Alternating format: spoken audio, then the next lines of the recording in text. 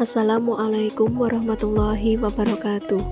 Perkenalkan, nama saya Anissa Maharani, NIM 192141033 dari Prodi Manajemen Zakat dan Wakaf. Di sini saya akan menjelaskan sedikit mengenai penundaan kewajiban pembayaran utang atau PKPU. Yang pertama, pengertian dan syarat PKPU. PKPU merupakan suatu istilah yang selalu dikaitkan dengan masalah kepailitan. Istilah tersebut pada umumnya sering dihubungkan dengan masalah insolven atau keadaan tidak mampu membayar dari debitor atas utang-utangnya yang telah jatuh tempo dan dapat ditagih seketika.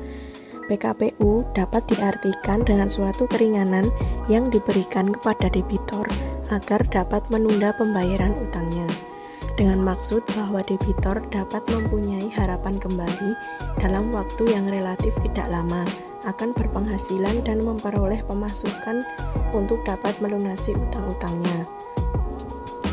Terdapat dua cara yang disediakan oleh Undang-Undang Kepailitan dan penundaan kewajiban pembayaran utang untuk debitor agar terhindar dari kepailitan. Cara tersebut yaitu mengajukan permohonan penundaan kewajiban pembayaran utang atau PKPU dan mengajukan permohonan perdamaian antara debitor dengan para kreditornya setelah debitor dinyatakan pailit oleh pengadilan. Oleh karena itu, PKPU merupakan kesempatan bagi debitor untuk melunasi atau melaksanakan kewajibannya atas utang-utang agar debitor tidak sampai dinyatakan pailit. Selain itu, undang-undang juga secara tegas mengatakan bahwa selama PKPU berlangsung, maka terhadap debitor tidak dapat diajukan permohonan kepailitan. PKPU pada hakikatnya bertujuan mengadakan perdamaian antara debitor dengan para kreditornya dan menghindarkan debitor yang telah atau akan mengalami insolven dari kepailitan. Akan tetapi, apabila kesepakatan perdamaian dalam rangka perdamaian PKPU tidak tercapai, maka debitor pada hari berikutnya dinyatakan pailit oleh pengadilan. Upaya PKPU ini hanya dapat diajukan oleh debitor sebelum putusan pernyataan pailit ditetapkan oleh pengadilan.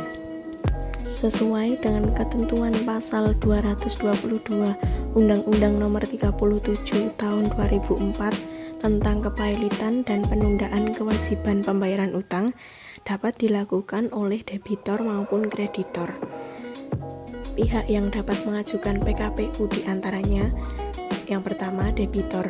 Dalam hal ini, debitor yang tidak dapat atau memperkirakan tidak akan dapat melanjutkan membayar utang-utangnya yang sudah jatuh waktu dan dapat ditagih, dapat memohon penundaan kewajiban pembayaran utang dengan maksud untuk mengajukan rencana perdamaian yang meliputi tawaran pembayaran sebagian atau seluruh utang kepada kreditor.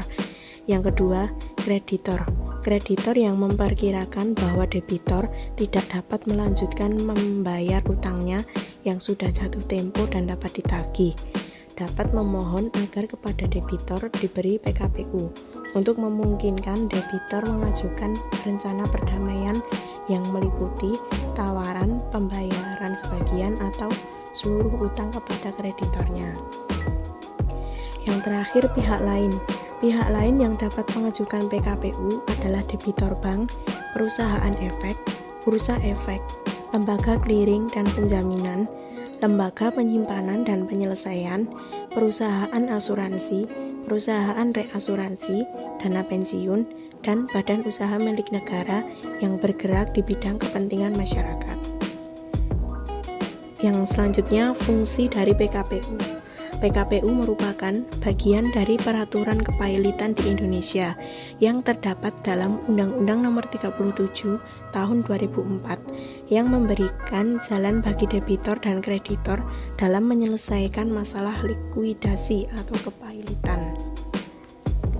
Sebuah PKPU memberikan kesempatan bagi debitor untuk mempersiapkan negosiasi dan mengajukan rencana komposisi atau perdamaian yang akan disetujui kreditor. Rincian rencana perdamaian itu terdiri atas restrukturisasi penjadwalan ulang utang, mungkin dengan penambahan tenggang waktu, pengurangan suku bunga, pengabaian pidana, dan tunggakan bunga. Selanjutnya yaitu fungsi dari PKPU diantaranya. Yang pertama, melindungi kepentingan kreditor, yakni pelunasan kewajiban oleh debitor, untuk menghindari perebutan harta debitor apabila dalam waktu yang sama ada beberapa kreditur yang menagih piutangnya dari debitor. Yang ketiga, untuk menghindari adanya kreditor pemegang hak jaminan kebendaan yang menuntut haknya dengan cara menjual barang milik debitor tanpa memperhatikan kepentingan debitor atau kepentingan kreditor lain. Untuk menghindari adanya kecurangan-kecurangan yang dilakukan oleh salah satu kreditor atau oleh debitor itu sendiri. Sekian penjelasan dari saya. Apabila ada kesalahan, saya mohon maaf. Wassalamualaikum warahmatullahi wabarakatuh.